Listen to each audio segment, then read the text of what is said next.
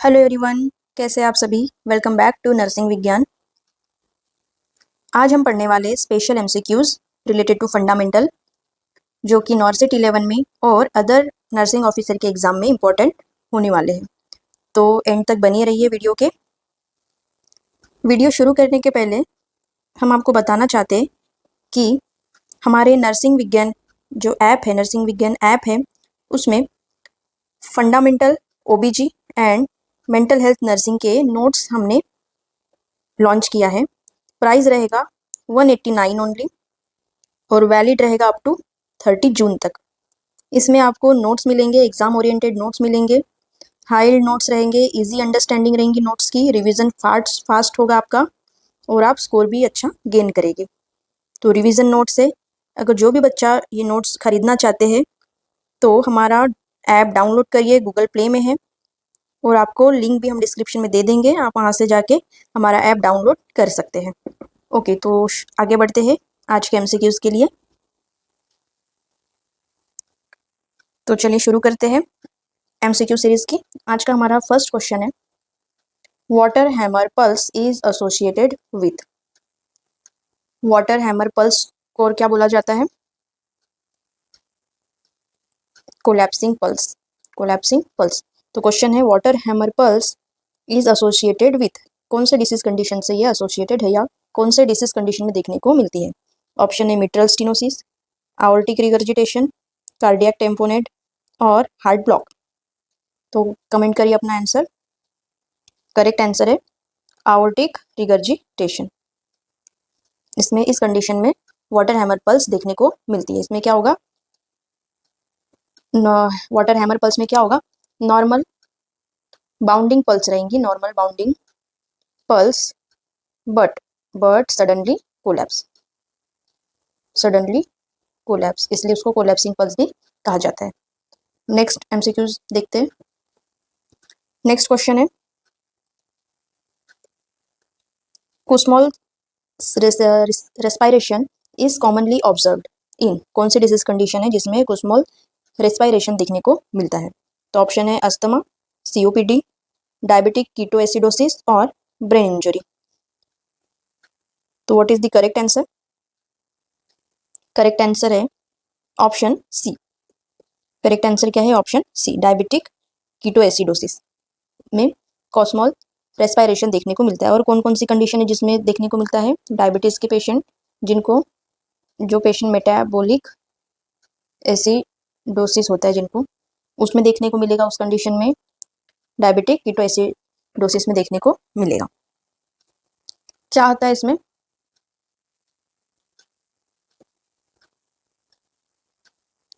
कॉस्मॉल्स respiration में क्या होता है? Gradually increase depth and rate of respiration abnormally. इसमें क्या होगा? ग्रेजुअली डेप्थ इंक्रीज होगी और रेट भी इंक्रीज होगा एबनॉर्मली।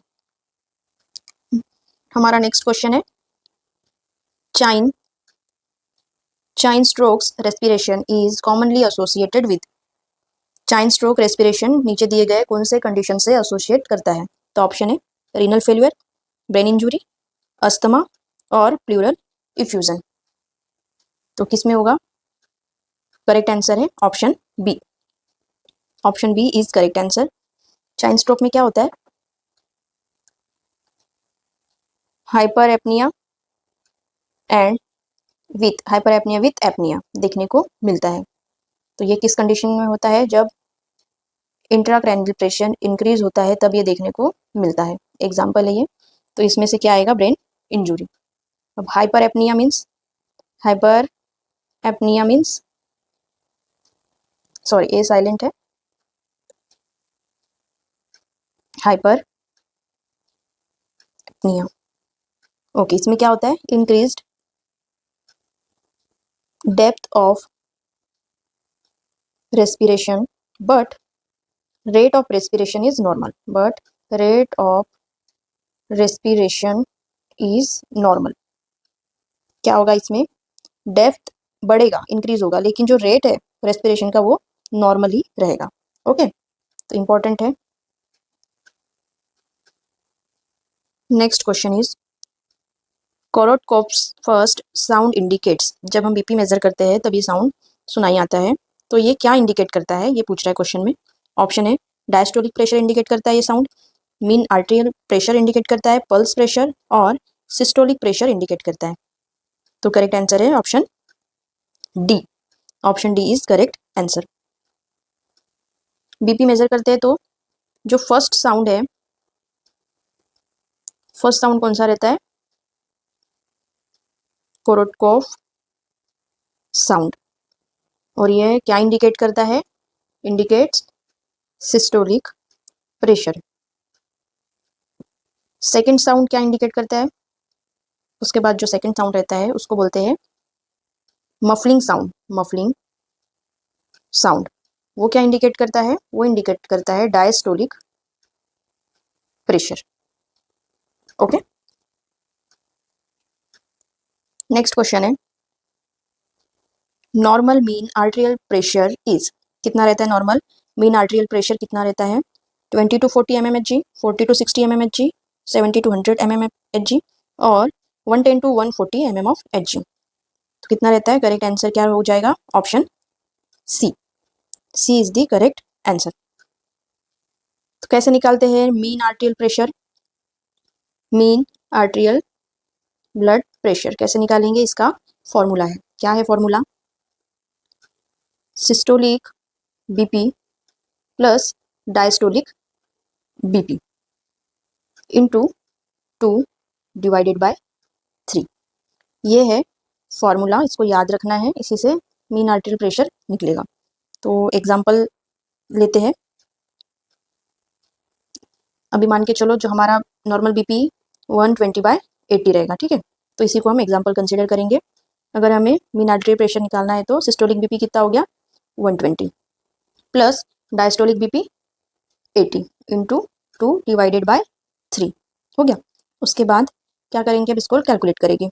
120 जैसे के वैसे प्लस 80 इंटू 2 कितना हो जाएगा 160 डिवाइडेड बाय 2।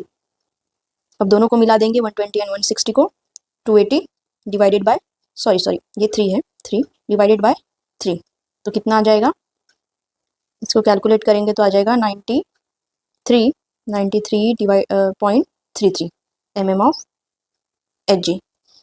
तो ये किसके बीच में आ रहा है 70 to 100 के बीच में। ओके, तो ये है फॉर्मूला। और एक फॉर्मूला है, वो भी देख लेते हैं। अगर सिस्टोलिक बीपी नहीं दिया हुआ है तो कैसे निकालेंगे, तो उसका फॉर्मूला है mean arterial blood pressure is equal to diastolic BP plus 1/3 into pulse pressure. इससे भी निकल जाएगा। तो ये भी इंपॉर्टेंट है फॉर्मूला और ये भी इंपॉर्टेंट है। ओके, नेक्स्ट क्वेश्चन है next question pain score of 8 on numerical scale indicates. Option है mild pain, moderate pain, severe pain, no pain. Pain scale में जो स्कोर आता है आएगा 8, तो हम उससे क्या वो क्या इंडिकेट करता है, हम उससे क्या समझेंगे पेशेंट को, माइल्ड पेन है, मॉडरेट पेन है या सीवियर पेन है या फिर नो पेन है। तो what is the correct answer, correct answer is option C. C is the correct answer. Okay, तो पहले हम देख लेते हैं जो पेन स्केल है उसको क्या बोलते हैं, न्यूमेरिकल पेन स्केल भी बोलते हैं और विजुअल एनालॉगस स्केल भी बोलेंगे, VAS। ओके, टोटल स्कोर कितना रहेगा उसका, कहाँ से कहाँ तक, 0 to 10 तक स्केल में स्कोर रहेगा, उसी से स्कोर देना होता है। पेशेंट को नो पेन है कैसे कंसीडर करेंगे, जब स्कोर 0 रहेगा। और अनबियरेबल पेन जब 10 रहेगा स्कोर। तो ये स्केल में क्या रहेगा, ये स्केल है। ओके, 0 1 2 3 4 5 6 7 8 9 एंड ये 10 हो गया, स्केल होगी। 0 मीन्स नो पेन, 0 स्कोर आया तो कैसा रहेगा, स्माइली फेस रहेगा। उसके बाद 1 to 2 अगर पेशेंट को माइल्ड पेन है तो, ठीक है, माइल्ड पेन है। 3 to 4 कब देंगे? जब पेशेंट को मॉडरेट पेन रहेगा। मॉडरेट पेन में ये थोड़ा ज़्यादा स्मेल रहेगा। उसके बाद 5 to 6 severe, 7 to 8 very severe and worst pain रहेगा, वर्स्ट पेन 9 to 10 में। तो इसमें आपने ये ऑप्शन था सीवियर पेन, ओके। अगर पेशेंट का 8 स्कोर आया तो वेरी सीवियर है, और यहाँ पे माइल्ड, मॉडरेट और नो पेन दिया है, तो हमने क्या चूज़ किया? Severe pain. Most effective platelet product is, platelet product is, ये ब्लड ट्रांसफ्यूजन का क्वेश्चन है। तो जो सबसे ज़्यादा इफेक्टिव रहता है वो प्लेटलेट प्रोडक्ट कौन सा है, ये पूछ रहा है। ऑप्शन है आरडीपी, एसडीपी, एफएफपी और क्रायो प्रिसिपिटेट, ओके। तो सबसे पहले तो प्लेटलेट रिलेटेड ये दो ही है। RDP means random donor platelets and single donor platelets. FFP fresh frozen plasma and cryo precipitate, ये किससे रिलेटेड है? प्लाज्मा से रिलेटेड है। तो ये हमारे दोनों ऑप्शन कट हो जाएंगे, ओके। तो भी पहले देखते हैं आरडीपी एंड एसडीपी। प्लेटलेट्स दो तरीके में सेव करते हैं। एक रहता है आरडीपी, आरडीपी इसका फुल फॉर्म है random donor platelets. Random donor platelets मतलब इसमें क्या होगा? ये कैसे लेते हैं? डिफरेंट पर्सन से लेते हैं, डिफरेंट पर्सन से लेते। और एक रहेगा एसडीपी, इसमें क्या होगा? Single donor platelets. इसमें जो प्लेटलेट लेते हैं वो किसके थ्रू लेते हैं? सिंगल पर्सन के थ्रू लेते हैं, इसलिए ये ज़्यादा पावरफुल रहता है, पावरफुल रहता है, ओके। आरडीपी कितना देता है? 50 to 70 ml रहेगा पर यूनिट, और एसडीपी 180 to 40 ml पर यूनिट रहेगा। मतलब 1 unit of SDP is equal to 6 unit of RDP. तो इससे हमें समझ में आता है कि दोनों में से पावरफुल क्या है? एसडीपी। तो करेक्ट आंसर क्या है? Option B, SDP. एसडीपी ज़्यादा पावरफुल है। Next question is preferred IV cannula for blood transfusion is, कौन से नंबर के गॉज से ब्लड ट्रांसफ्यूजन करते हैं? वेरी वेरी इंपॉर्टेंट क्वेश्चन, कई बार एग्जाम में आ चुका है। तो ऑप्शन है 24 गॉज, 22, 20 और 18। तो क्या आएगा correct answer? Option D, 18 number का गॉज, ओके। 18 नंबर का गॉज ग्रीन रहेगा। तो कभी कलर पूछ रहा है, कभी नंबर पूछ रहे हैं, तो आपको याद होना चाहिए। नेक्स्ट क्वेश्चन है which fluid should be used with blood transfusion, blood transfusion के साथ कौन सा फ्लूइड यूज करते हैं? ऑप्शन है डेक्सट्रोज, डीएनएस, नॉर्मल सलाइन और रिंगर लैक्टेट। तो बताइए कौन सा फ्लूइड यूज करते हैं? करेक्ट आंसर हो जाएगा normal saline. Option C is the correct answer. Normal saline से ही, नॉर्मल सलाइन यूज करते हैं। क्यों? To keep IV line open. क्यों एनएससी? क्योंकि because osmolarity is same as blood. NS की जो ऑस्मोलैरिटी है वो ब्लड के जैसी ही है, और क्या है? दोनों आइसोटोनिक सॉल्यूशन है, इसलिए एनएस यूज किया जाता है। अगर साइट क्लीन करनी है, साइट क्लीन करना है आईवी लगाते समय, तो स्पिरिट से क्लीन करनी है, स्पिरिट से क्लीन करनी है। कैनुला का साइज क्या बताया? 18 गॉज, ग्रीन कलर का रहेगा। आईवी स्टैंड की हाइट कितनी रहेगी बीटी लगाते टाइम? कितनी रहेगी? 18 to 24 इंच का रहेगा। और साइज ऑफ फिटर रहेगा 40 माइक्रोमीटर। तो ये था ऑल अबाउट ब्लड ट्रांसफ्यूजन का बेसिक आइडिया जो एग्जाम में पूछते हैं।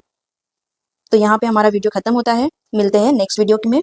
आपको वीडियो अच्छी लग रही होगी तो प्लीज़ लाइक करिए, कमेंट करिए, शेयर करिए और प्लीज़ सब्सक्राइब ज़रूर करिए। Thank you.